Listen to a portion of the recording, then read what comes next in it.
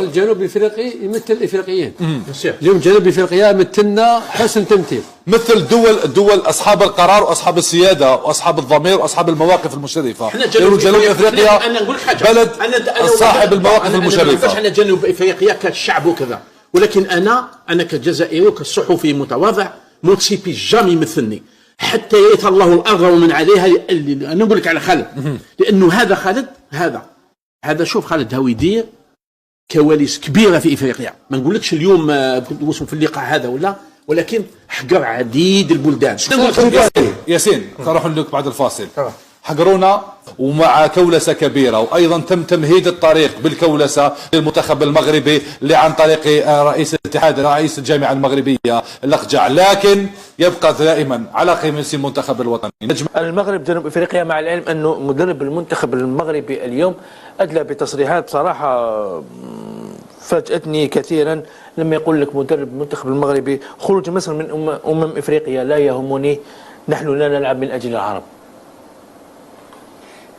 مش حاب نقول لك هذا كلام يخصو هو يخصو كمدرب، ولكن هذا كلام ما ينقالش.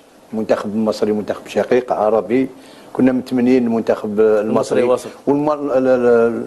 المنتخب المصري دار مباراة في المستوى. سيلعب المنتخب المغربي مع منتخب جنوب افريقيا الذي في الاحصائيات متغلب كثير على المنتخب المغربي، كان مسيطر عليه. شوف جنوب افريقيا انا شفت المباراه الاخيره تاعهم، عندهم منتخب ديناميك، صافي دير فريمون يلعب بالاكسبلوزيفيتي فيزيكمون يسون تري بون. فيزيكمون تشوف لا فورس دو فيتاس تاعهم، تشوف السرعه ديالهم، تشوف نتمناو تكون مباراه في المستوى.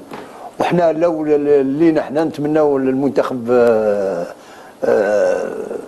جنوب افريقيا المغرب جنوب افريقيا صحيح. لما تصريحات، لكن نوليو ثاني التصريحات ناخب جنوب افريقيا. نعم. قال ثاني غير لما انايا المنتخب المغربي ماهوش المنتخب الذي يخيفني، اعرفه جيد، وخاصه ويعرف يقرا قراءه المنافسين. وشفنا بلي المردود تاع جنوب افريقيا يعني مردود جيد ومقبول، لانه من الناحيه التكتيكيه ربما يدافع ويهاجم في نفس الوقت.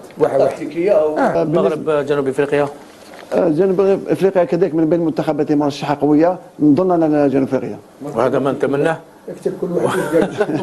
ما ستشجع في مباراة جنوب افريقيا؟ انا كي يلعبوا مع والو سيبورتي والو سيبورتي هذا واسمه عيبك. كاينه حاجه درا عليك سيبورتي لافريك دي سيد، اول بلد اللي وقف مع فلسطين بعد الجزائر. انا مع ظالم ولا مظلوم، هذاك ما نعرفش كان مونديل الله يرحمه، دوك ما على باليش شكون. لا. واش نقول لك؟